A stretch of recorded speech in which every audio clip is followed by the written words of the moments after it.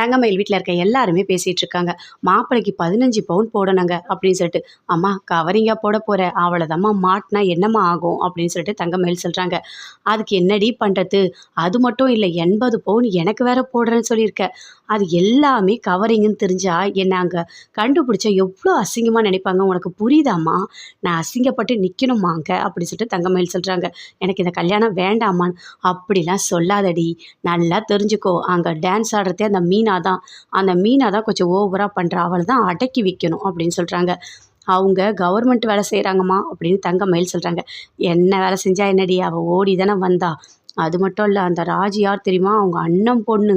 அவளையும் கொஞ்சம் தட்டி வைக்கணும். நல்லா புரிஞ்சுக்கோ, நீ தான் அந்த வீட்டோட மூத்த மருமக, உனக்கு தான் எல்லாமே கிடைக்கணும், புரியுதா? நீ தான் பார்த்து அங்கே வாழ்ந்துக்கணும். பிரச்சனை வந்தால் கூட அதை நீ சரி பண்ணிக்கணும், புரியுதா? அம்மாவால் நல்ல ஒரு கல்யாணம் தான் பண்ணி வைக்க முடியும் அப்படின்னு சொல்கிறாங்க. அம்மா அவங்கள பார்த்தா நல்ல குடும்பம் மாதிரி இருக்குமா, அவங்கள ஏமாத்துறது தப்பு இல்லையா அப்படின்னு தங்கமயில் சொல்கிறாங்க. அதுக்கு என்ன பண்ண முடியும், அவங்க ஏமாறணும்னு இருக்குது, அதெல்லாம் ஒன்றும் கிடையாது. தாலின்னு ஒன்று கழுத்தில் ஏறிட்டா போதும், அதுக்கப்புறம் எல்லாமே நாம் என்ன நினச்சோமோ அது நடக்கும். அது வரைக்கும் கண்டுபிடிக்க மாட்டாங்க கவரிங்கான்னு. சரியா, விடு, இந்த கல்யாணம் நல்லபடியாக நடக்கட்டும் அப்படின்னு சொல்லிட்டு அவங்க அம்மா சொல்கிறாங்க. எனக்கு ரொம்ப கஷ்டமாக இருக்குமா அப்படின்னு சொல்லிட்டு தங்கமயில் சொல்கிறாங்க. பாண்டியன் வெளியே வராரு.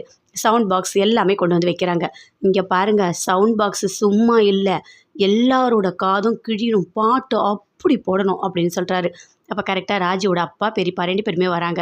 நல்லா கேட்டுக்கங்க, இந்த கல்யாணத்தை நிறுத்த எவ்வளோ பேர் எவ்வளோ பண்ணாங்க, ஆனால் கடைசியில் இந்த கல்யாணம் நடக்குது. அதுவும் பொண்ணு சூப்பராக இருக்கும், இந்த கல்யாணம் நல்லாவே நடக்கும் அப்படின்னு பாண்டியன் சொல்கிறாரு. ஏதோ கருகிற வாசனை வருதே அப்படின்னு சொல்லிட்டு கதிர் சொல்கிறாரு. சரி வாங்க போகலாம் அப்படின்னு சொல்லிட்டு ராஜியோட அப்பா சித்தப்பா 2 பேருமே அங்கேருந்து போகிறாங்க. நல்ல மொக்கை வாங்கினாங்க, அவங்களுக்கு இதெல்லாம் தேவை தான்.